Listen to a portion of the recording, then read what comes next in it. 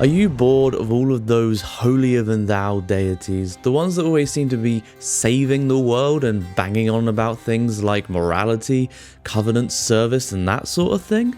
Well, step this way, because we've found the fun stuff. Welcome to the world of the Trickster Gods. They've got it all. Feathery arson, bum punishment, hat trickery. Trickster Gods really know how to have a good time, and that, frankly, is why we love them. Oh, come on, don't go all pious on me now. You love them despite yourself. Yes, they may have been stifled under the monotheistic Abrahamic religions for a couple of centuries, but they have been finding their way back into our hearts from the moment that we were told we shouldn't trust them.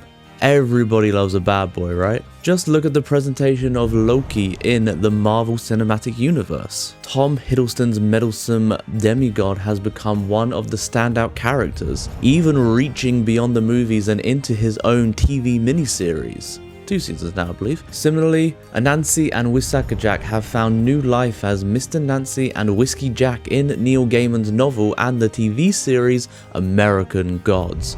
And what about Dwayne "The Rock" Johnson's Maui from Disney's Moana? Then of course, there is the daddy of them all, the one who has used every trick in the book over the last 2,000 years to get himself into movies, novels, TV shows, epic poetry. But more about him later. So what is it that makes the Trickster Gods so engaging? Well, a big part of their charm is that they behave like a bunch of big kids. That childlike quality helps them create situations which are not only disorderly, but often outright chaotic. They grab us by our inner child and run around the playground of the universe. They become our silly, scatological best friend who we cheer on, even though we know we shouldn't. Take Wisaka Jack, a hero of the Algonquin and Cree tribes, for example, who grew so annoyed that his farts were making his arrows miss their target that he punished his own bum by sticking it in a fire. Or Loki, who cut off Sif's beautiful hair while she slept, just because he thought it would be funny. Or part-time Celtic trickster Lu, whose shape-changing abilities may have been the root of the stories about those naughty little leprechauns. Admit it, those stories made you smile, didn't they? Particularly the one about Wisaka Jack's bum. You wait until you hear about how he ended up eating his bum scabs, thinking they were dried meat. And that's the point. We love tricksters because they make us smile and laugh, even if we disapprove of what they are doing. While it would be correct to say that tricksters are childlike, we could equally say that they are in fact incredibly selfish. I mean, yes, it is funny to shave off someone's hair as they sleep, but it's not a particularly nice thing to do. And it is true, tricksters are usually very self-centered. They do what they want and do not listen to the warnings of others. In that sense, they embody the very spirit of the individual as it battles against the straitjacket of the community and society. Like James Dean, they are rebels without a cause. They are punks, hanging around on street corners and spitting on the floor of social convention. Oh, how we cross our arms and tut in disapproval, but deep inside, we get a little thrill at the thought of the anarchy they incite. Besides, through their antics, tricksters deliver a big old dollop of moral ambiguity. They may have acted selfishly, but that doesn't mean that the ends don't benefit everyone. Take Eshu, the trickster god of the Yoruba people, for example. In one of his most divisive antics, Eshu walked down the middle of a street wearing a hat that was white on one side and black on the other. He then waited while disagreements erupted between people on different sides of the streets about what color the hat was. When the disagreements were at a fever pitch, Eshu returned, turned his hat inside out, and showed them that the hat was in fact red. What began as a selfish act on Eshu's part became a valuable lesson to the people on the street and anyone who has ever been on social media. Because they were acting from a place of self-centeredness and self-fulfillment, tricksters are often associated with the act of temptation. They can either tempt others into committing a transgression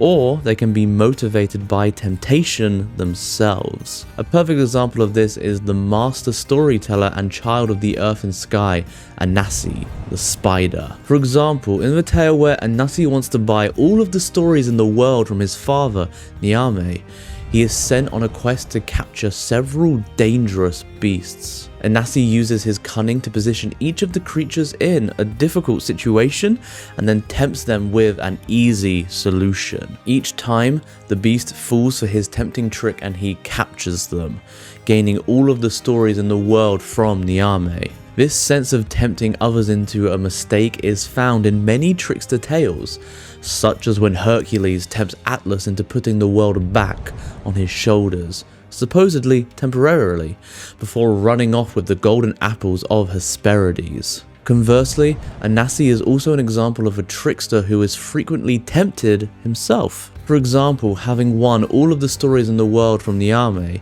Anansi is tempted to hoard all of the wisdom in the world. He collects it up, crams it in a pot and sets out to hide it high in a tree.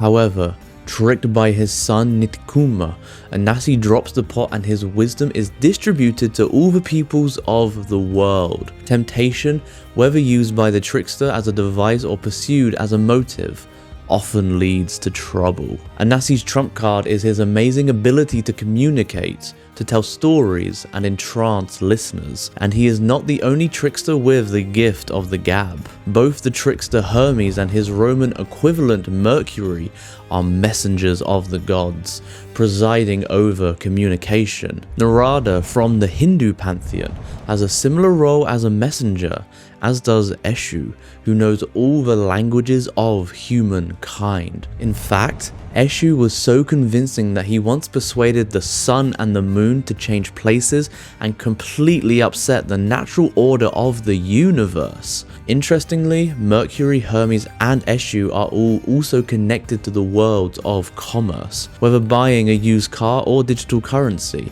we need to keep our eyes out for such tricksters. If that deal looks too good to be true, it probably is. While some tricksters may be trying to sell you something you don't need, others have given humanity something incredibly valuable. In mythology from around the world, there is a strong connection between tricksters and the gift of fire. Perhaps the most well-known in Western culture is the Greek titan Prometheus, who, after forming humankind from clay and water, stole Zeus's fire and snuck out of Olympus in a stalk of fennel. Similarly, one of the tales about Maui tells how he brought fire from Mahukia, while in Micronesian mythology, it is the trickster Olifat who gets a bird to bring fire to humanity from the sun. One common Australian Aboriginal myth tells how the trickster crow stole fire from guardians in the dream time,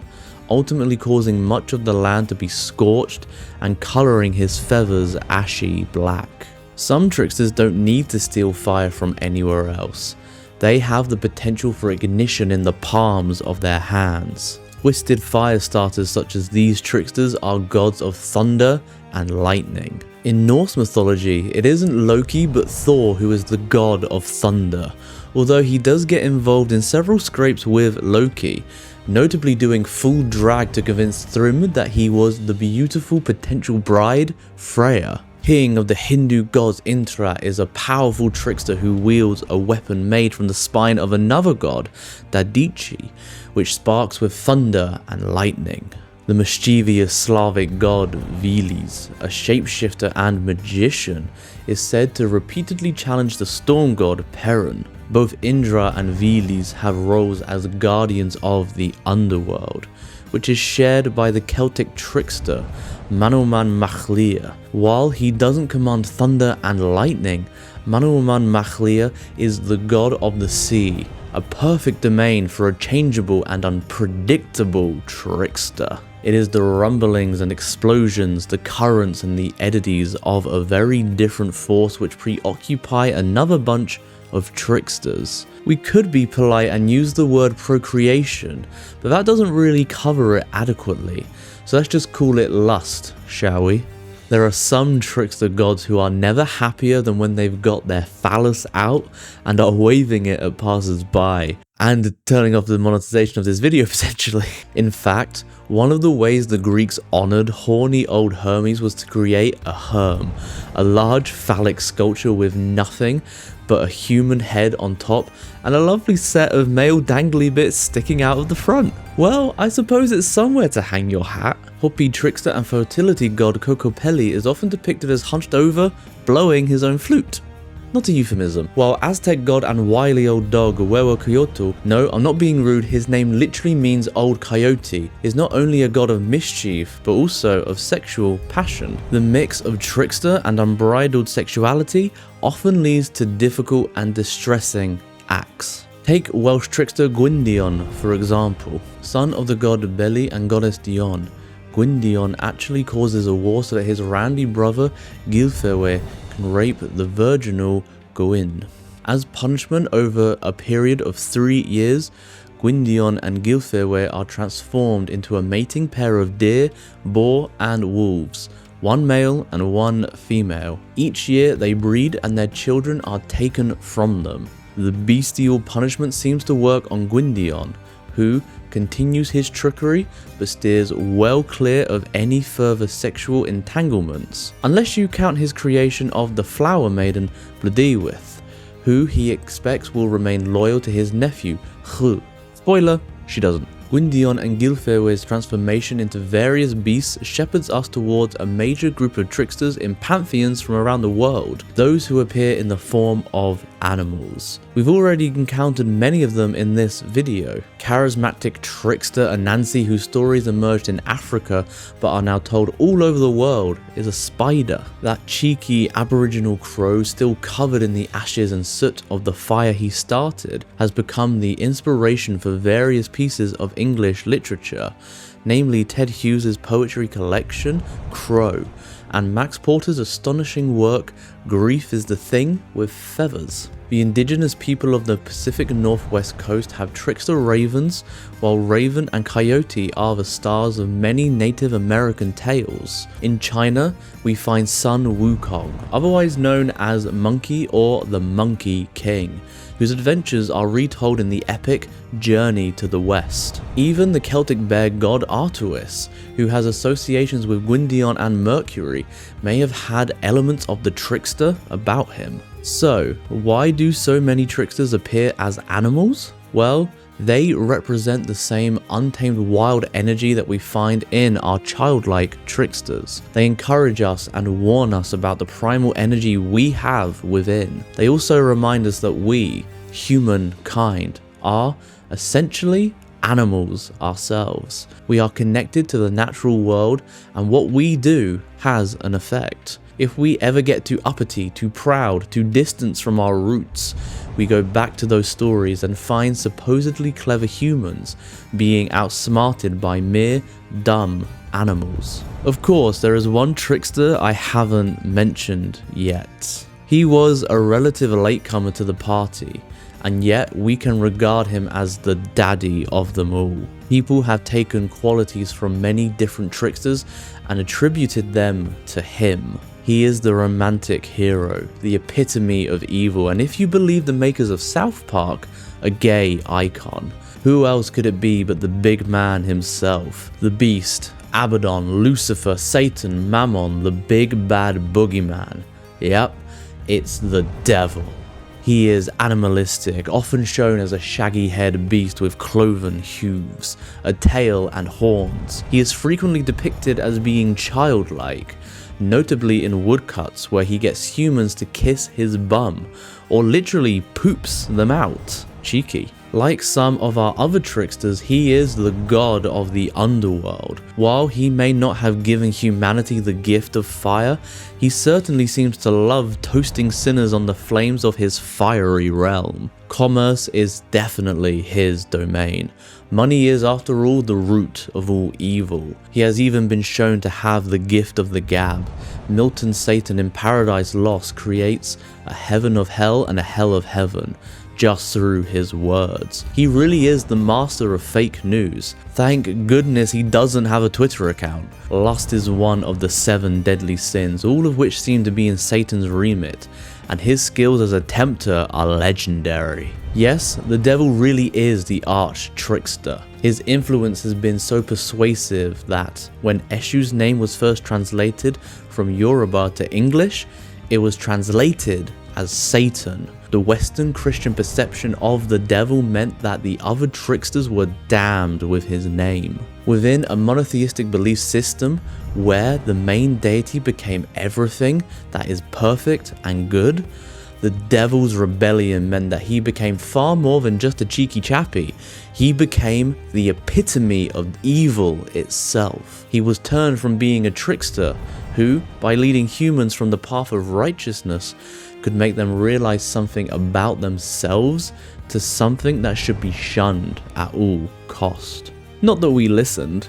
We have been hailing Satan for centuries. He has become by far the most interesting character in many poems, novels, TV shows and films, even those that are supposedly meant to be warning us against him. We even dress our kids up as him on Halloween, and that's the point. We can dress tricksters up but denigrate them for thousands of years and warn against the dire consequences of following them, but they always stick with us, because they are a part of us. When we look at the Trickster Gods, we get a clearer reflection of ourselves than we do with the muscle-bound heroes, the elder sages, or the sacrificial lambs. It really is a case of better the devil or trickster you know.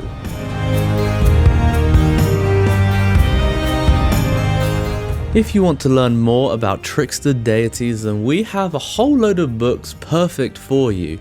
Check them out on our website. This essay was written by Andrew Anderson, author of Artio and Artaois and The Magic of Cats, and more books you can find also on our website. Thank you so much for watching. A special thank you to our members. You too can become a member and gain a week's early access to videos just like this one. Hit the join button for more deets. Subscribe for weekly videos or ring the bell for notifications, and we will see you next time.